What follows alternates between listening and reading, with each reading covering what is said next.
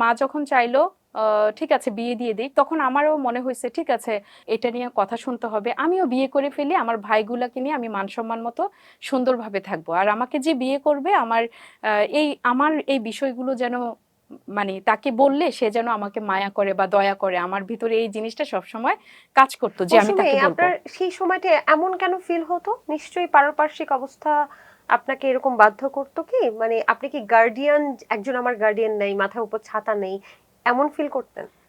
বাড়িতে যেহেতু কেউই নাই, মা বাবা এরকম ছাড়া ছাড়া, সেই ক্ষেত্রে তো মানে ওই সময়টা আমার তো অতটাও আমি বুঝি টুজি না। আর বিয়ে করতে হবে সেটাও আমার মাথায় আসে নাই। সেটা হয়েছে কেন, ওই যে বললাম না যে মা এখন চলে যাবে বিদেশে, আমাকে কোথায় রেখে যাবে, এইটা থেকে আসলে আমারও হয়েছে যে হ্যাঁ ঠিক আছে বিয়ের ঘর যেহেতু আসছি, বিয়ে বিয়ে করে নিই, আচ্ছা, মাথার এই আর উপর কি। একজন ছাতা আসবে। হ্যাঁ হ্যাঁ।